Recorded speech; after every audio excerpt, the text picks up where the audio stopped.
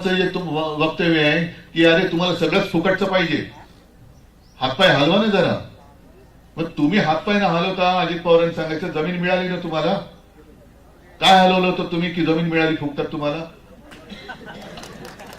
मग माझ्या शेतकऱ्यांनी हातपाय हलून सुद्धा मरमर मरून सुद्धा जर तो, आणि ही आता आपत्ती आहे, अशी आपत्ती सगळे इथले बुजुर्ग जे शेतकरी आहेत ते सुद्धा सांगतील की एवढ्या 100-1 वर्षामध्ये एवढी आपत्ती कधीही मराठवाड्यावरती आलेली नव्हती.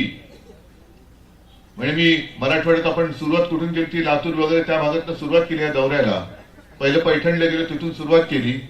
काही काही ठिकाणी सांगतात की तिथेही आम्ही गेलो होतो. एक मजल्यापर्यंत पुराचं पाणी चढलं होतं. नदीतनं पाण्याचे लोट जे आले सगळं उद्ध्वस्त करून घेऊन गेले. जमीन खरडून गेली, विजेचे खांब पडले, काही घरं वाहून गेली, घरादारातले सगळी भांडीकुंडी वाहून गेली, गुरंढोरं वाहून गेली, शेळ्या मेंढ्या वाहून गेल्या, म्हणजे आयुष्य वाहून गेलं सगळं. आणि अशा वेळेला जर का शेतकऱ्याला आधार देण्यासाठी कर्जमुक्ती नाही केली तर मग कधी करायची कर्जमुक्ती? आज येताना मी आता बातमी वाचली, आपले कृषी मंत्री कोण माहिती आहेत का रे तुम्हाला? नाही, दत्तात्रय भरणे, बरोबर ना? माझ्याही मंत्रिमंडळात ते होते. म्हणजे एक तर आता मंत्री कोण, कोणत्या खात्याचा, आणि तो काय करतो, दिसतो कसा, हेच लोकांना माहिती नाही. त्यांनी सांगितलं की कर्जमाफी व्हायला पाहिजे आणि त्याची समितीचा अहवाल एप्रिल पर्यंत येणे अपेक्षित आहे. एप्रिल पर्यंत येणे अपेक्षित म्हटल्यानंतर तुम्ही निर्णय घेणे कधीपर्यंत अपेक्षित आहे? जून मध्ये कर्जमाफी करणार. मी तर म्हणतो माफी शब्दच नकोय, कर्जमुक्ती पाहिजे. कारण माफी गुन्हेगाराला करतात. आता जून मध्ये कर्जमुक्ती केल्यानंतर तुम्हाला चालतंय का रे? मी जातो घरी. आता जर का तुम्ही ज्या संकटात आहात आणि तुम्हाला कर्जमुक्तीचा गुळ कोपराला जूनचा लावला असेल तर चालतंय तुम्हाला? बरं, आता तुम्ही सगळे शेतकरी आहात ना, का माझ्यासारखे शहरी बाबू आहात? नाही, मी खरं सांगतो, मला शेतीतलं काय कळत नाही. आता तुमचं नुकसान झाले ना की नाही झाले? पंचनामे झाले की नाही झाले? बरं, आता जर का पथक आलं तर पंचनामा कसा करणार, कसला करणार?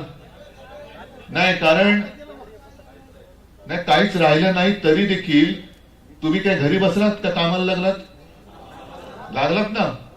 मग आता तुम्ही जर का, मी अगदी काल परवाचीच गोष्ट आहे, एक ते फोटो पण आलाय माझा, अंबादास वगैरे सगळे होते, खैरे साहेब होते, ते एक जण तो पेरणी करत होता आणि पेरणी करताना तो भूम पेरणी करताना रडत होता मी बोलताना, पण त्याचं काम चालू आहे, काय करणार? नाही तर उद्या काय खाणार? आता जर का मी समजा मी अंबादास खैरे साहेब पथक म्हणून गेलो असतो तर काय बोललो असतो, काय प्रॉब्लेम नाही, शेतकरी पेरणीला लागलेला आहे, याच्यात काही नुकसान झालेलं नाही, गेला असताना रिपोर्ट. मग कसला डोंबलाचा पंचनामा करणार? जमीन खरडून गेलेली आहे. काय काल सुद्धा तो एक शेतकरी बसला होता, तो म्हणाला इथून 1 किलोमीटरवरती जमीन आहे, अजून कोण यायला तयार नाही. बरं, खरडून गेलेली जमीन पूर्ववत व्हायला किती दिवस लागतात? 2 ते 3 वर्ष किमान. त्याच्यासाठी आधी तुम्हाला माती द्यावी लागेल. इकडे विहिरी गाळाने भरलेल्या आहेत आणि जमीन पूर्णपणे खडकाळ झालेली आहे. माती आणणार कुठून? कोण देणार माती? 3.5 लाख रुपये तुमच्या खरडून गेलेल्या जमिनीला कसे देणार ते? मनरेगातून असे पैसे काढून देता येतात का? म्हणजे हा सगळा जो काय बोगस कारभार आहे दगाबाजीचा, हा बघितल्यानंतर आपण नुसते असे गप्पा मारून बसणार का? संवाद दौरा मी केलोय, संवाद दौरा, पण किती काय संवाद करत बसणार? नुसतं बोलत बसणार का? कधी उठून उभं राहणार आणि काय जाब विचारणार आहात की नाही? मी या शेतकऱ्याचं खरंच कौतुक करतो, तुमचं अभिनंदन करतो. मी तुम्ही गाडी फुटली तरी अभिनंदन करतो, कारण तुम्ही नाईलाज म्हणून तुम्ही धोंडा मारलेला आहात. नाईलाज म्हणून ती धोंडे मारण्याची वेळ या सरकारने आणलेली आहे. म्हणून धोंडे मारा किंवा मारायलाच पाहिजे असं माझं काही तुम्हाला म्हणणं नाहीये. पण आपण काय करतो, मोर्चा काढला, मोठा मोर्चा काढतो. एक दिवस सगळं काय होतं, दुसऱ्या दिवशी नवीन काहीतरी विषय काढतात, मोर्चा विसरला जातो. एक दिवस आम्ही चक्काजाम करू, सगळे चक्काजाम होतो, दुसऱ्या दिवशी परत कोणाचा तरी एखाद्या घोटाळा येतो, 2-3 दिवस गाजतो, चक्काजाम गेला केल्याची टोपली. एक दिवस आम्ही रेल रोको करू, एक दिवस रेल रोको करतो, लोकांना त्रास, सगळ्यांना त्रास, पुन्हा दुसऱ्या दिवशी येरे माझ्या मागण्या. कारण सरकारने तुमचं पाणी झोकलंय. सरकारने तुम्हाला ओळखलंय. सरकार काय म्हणतंय, हे किती दिवस बोंबलतील, किती दिवस म्हणतील. थोडे दिवसांनी आपले कामाला लागतील. काय असेल नसेल ते पुन्हा गहाण टाकतील, पुन्हा काहीतरी कर्ज काढतील, काहीतरी करतील आणि लागतील कामाला. रात गई बात गई. आपण मधल्यामध्ये निवडणुका काढून घेऊ. आता निवडणुका लागल्यात. नगरपालिका परिषदा, जिल्हा परिषदा वगैरे, पालिका, महापालिका सगळे येणार. आणि केंद्रीय पथक तुमच्या गावात आलं होतं की नाही मला कल्पना नाही. परदेशी समिती आली का? 18 जुलैला या परदेशी समितीची घोषणा केली. तेव्हा होते मला वाटतं कोकाटे, त्यांनी जाहीर केलेली आहे. मग जुलै पासून आतापर्यंत परदेशी झोपले. त्याच्यानंतर आपत्ती आली. सप्टेंबर मध्ये मोठी आपत्ती आली. नंतर पाऊस चालूच आहे. आता पाऊस थांबलाय. आता 4 दिवस झाले. मी जेव्हा सुरुवात केली तेव्हा ढगाळ वातावरण होतच, पण अजूनही कोणती समिती आली नाही. केंद्रीय पथक आता येऊन गेलं. आणि तुम्ही लिहून ठेवा, ज्या अर्थी केंद्रीय पथक आता येऊन गेलेले आहे तेव्हा निवडणुकी आता येतील ना, जिल्हा परिषद वगैरे, तोपर्यंत आपले पंतप्रधान तुमच्या तोंडाला पानं पुसायला एखादं पॅकेज आणखीन जाहीर करतील. आम्हाला आत्ता पाहिजे मदत. आणि पंतप्रधानांनी त्याही वेळेला सांगितलं होतं, बिहारच्या निवडणुकीत कोणी न मागता सर्व जवळपास 75 लाख महिलांच्या खात्यात पंतप्रधानांनी केंद्रातून 10,000 हजार रुपये टाकले. आणि आपले मुख्यमंत्री जे मी फिरतोय आज, मुख्यमंत्री फिरायला पाहिजेत. मुख्यमंत्री बिहारला फिरतायत. नुसते नाही फिरत, त्यांचं भाषण आहे. माझ्या तुमच्याकडे पण क्लिप आली असेल, हिंदी में बोल रहे हैं. नहीं, इधर आओ. नहीं, मैं आपको बताता हूं, हमारे जो प्रधानमंत्री जी है उनका सभी राज्यों पर प्यार है, महाराष्ट्र पर भी है, लेकिन अंदर की बात आपको बताता हूं. अरे क्या बनेन की जाहिरात है? ये अंदर की बात है. अंदर की बात आपको बताता हूं, प्रधानमंत्री जी का सबसे ज्यादा प्यार बिहार के ऊपर है. करा ना, सगळ्यांवरती प्रेम करा. प्रेम कोणी कोणावरती करायचं, तुम्ही सगळ्यांवरती करा, कारण तुम्ही देशाचे पंतप्रधान आहात. बिहारचे नाहीयेत, गुजरातचे तर, फक्त गुजरातचे तर नाहीच नाही, तुम्ही महाराष्ट्राचे सुद्धा पंतप्रधान आहात. बिहारला निवडणुकांसाठी जर पंतप्रधान कोणी न मागता, कोणती समिती न नेमता, अभ्यास कोणताही न करता सर्व महिलांच्या खात्यात मतांसाठी 10,000 हजार रुपये टाकत असतील, तर मी पंतप्रधानांना आज विनंती पण करतोय आणि आव्हान पण देतोय की तुम्ही देशाचे पंतप्रधान आहात. काश्मीर पासून कन्याकुमारी पर्यंत, मणिपूर सकट प्रत्येक माझ्या देशातल्या महिलेच्या खात्यात 10,000 हजार रुपये तुम्ही टाका. काय चूक आहे? हा काय टोमणा मारला? कारण मुख्यमंत्री म्हणतात टोमणा मारला. उद्धव ठाकरेंनी विकासावरती केलेले एक भाषण दाखवा आणि 1000 रुपये मिळवा. मी परवाही त्यांना कुठलं गाव, त्या गावामध्ये जे पाणी वगैरे चढलं होतं ना, तिथे सिरसाव, त्या गावात त्यांना आव्हान दिलं. मी त्यांना म्हटलं आज मी सिरसाव गावातच राहतो, तसं आता मी तुमच्या गावात राहायला तयार आहे.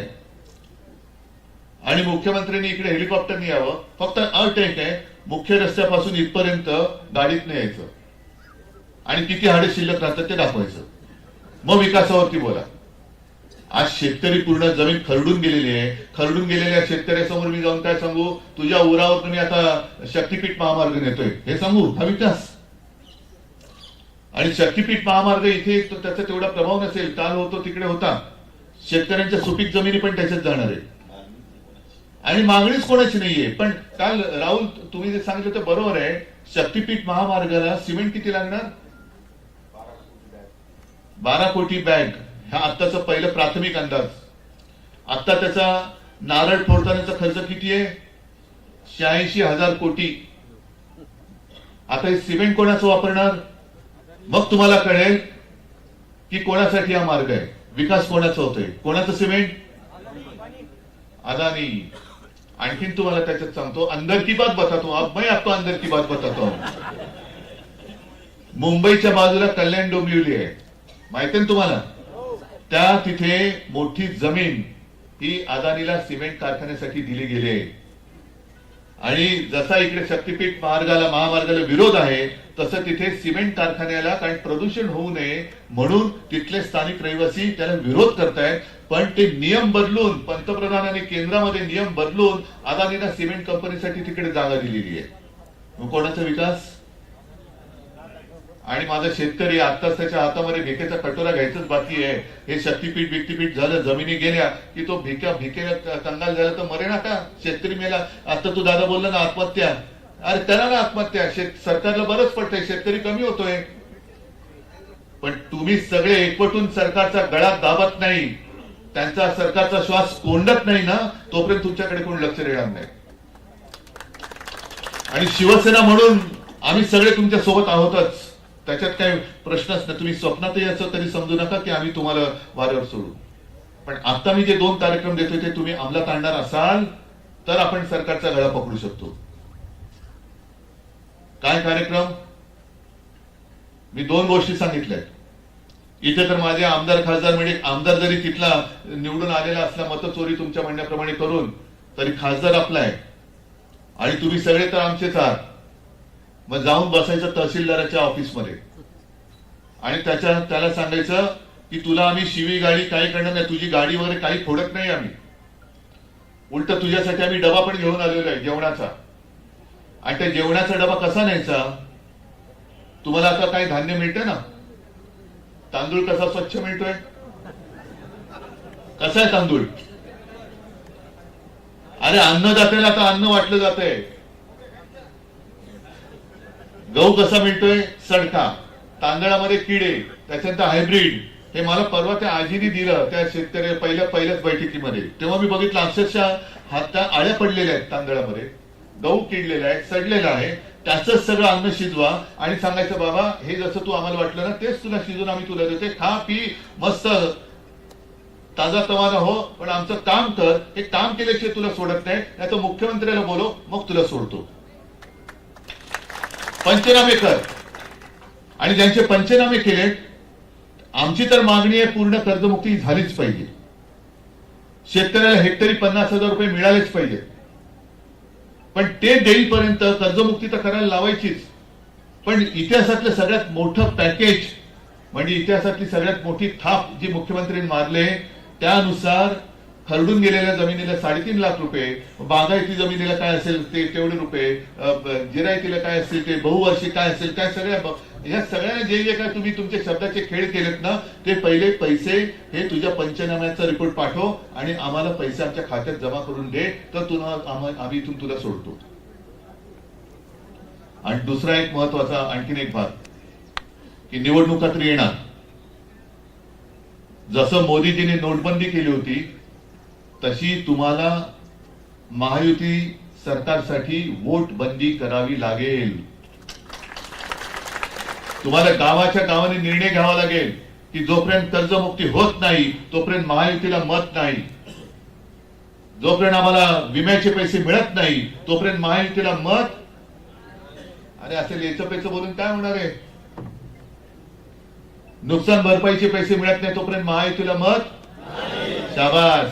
कर्जमुक्ती होत नाही तोपर्यंत महायुतीला मत. मग गावागावात बोर्ड लागले पाहिजे ते की जोपर्यंत हे नाही, कारण का निवडणुकीच्या आधी तुम्ही सांगितलं ना, मुख्यमंत्री आता मुख्यमंत्री तेव्हा उप होते, भाजपचं सरकार आलं तर आम्ही शेतकऱ्याचा 7-12 करू, कोरा कोरा कोरा. आणि आता विचारलं तर सांगतायत आम्ही योग्य वेळेला करू. तुम्हाला योग्य वेळ निवडायची संधी दिली होती, तुम्हाला तारीख लावली, या दिवशी मतदान करा. मग त्यांना सांगायचं की हे जोपर्यंत होत नाही तोपर्यंत आम्ही तुम्हाला मत देणार नाही. तोंडावर ठणकावून सांगा तर आणि तरच सरकार गुडघ्यावरती येईल, नाहीतर येणार नाही. आहे जरा तुमच्यात आहे ना, प्रत्येक ठिकाणी मला नांगर दिला जातोय, मला आसूड दिला जातोय, पण आसूड माझ्या समोर बसलेला आहे शेतकऱ्याचा. तुम्ही शेतकरी आहात, हातात आसूड आहे. हे कोरडे तुम्ही सरकारवरती ओढले पाहिजे. आणि बघू ना कोण तुमच्या केसाला धक्का लावतो. शिवसेना आहे तुमच्या सोबत. आता जा विचारायला लागा. जसं तुम्ही तुमच्या व्यथा माझ्याकडे मांडल्या, नुसत्या व्यथा मांडून नाही चालणार, अश्रू ढाळून ताई होणार नाही. एक डोक्यात तिडीत जाऊन उभं राहिलं पाहिजे आणि सरकार घाबरलं पाहिजे तुम्हाला. अरे आत्महत्या कसले करता? आत्महत्या अजिबात करायच्या नाही. घरदार उघडं पडतंय. काल परवाकडेच राजुरा म्हणजे चंद्रपूरमध्ये एका महिला शेतकरी यशोदा राठोड 68 वर्षाची महिला, तिने आत्महत्या केली. मी समजू शकतो शेतकऱ्याच्या समोर आत्महत्या नाही तर दुसरं काय करू, पण आत्महत्या केली तर प्रश्न सुटत नाहीये, प्रश्न वाढतायत. मर्दासारखे उभे राहा, आम्ही आहोत तुमच्यासोबत। आणि दोन दोन निर्णय हे तुम्हाला मान्य असतील तर त्याची अंमलबजावणी मला पाहिजे। आता आपण दगाबाज सरकारचा पंचनामा करायचा, या पॅकेजची पोलखोली आपण करायची। तुम्ही प्रत्येकाने हातामध्ये कागद पेन घेऊन प्रत्येक गावात जा आणि तहसीलदाराला सांगायचं की पहिले तुझ्या सर्कलमध्ये किती पंचनामे केले त्याची यादी दे, किती जणांचे पंचनामे करून केले नाहीत त्याची यादी दे, नुकसान भरपाई कितीना मिळाली कितीना मिळायची त्याची यादी दे, आणि ती रोज आम्हाला तुझ्या दारावरती लागलेली दिसली पाहिजे। आम्ही तुझा आता पंचनामा करतोय। मी जे बोललो होतो त्याच्याप्रमाणे आता यावेळेला तिसऱ्या वेळेला मराठवाड्यात आलोय। आपत्ती आली होती त्याही वेळेला आलो, मोर्चासाठी आलो, मोर्चात बोललो होतो तसं आजही आलो, आता परत पुढच्या महिन्यामध्ये येईल। पण आल्यानंतर मी काही बोलणार नाही, तुम्ही काही बोलायचं नाही, तुमच्या हातातला फक्त मला कागद पाहिजे, आणि तो कागद या दगाबाज सरकारच्या पंचनाम्याचा पाहिजे। आहे तयारी? आता लढायचं, नुसतं आता अश्रू घालत बसायचं नाही, आणि ह्या दगाबाज सरकारचा पंचनामा आजपासून सुरू करा। जोपर्यंत लढत नाही तोपर्यंत न्याय मिळत नाही, आणि लढण्यासाठी न्याय मिळवण्यासाठी शिवसेना पूर्ण ताकदीनिशी तुमच्यासोबत उभी आहे।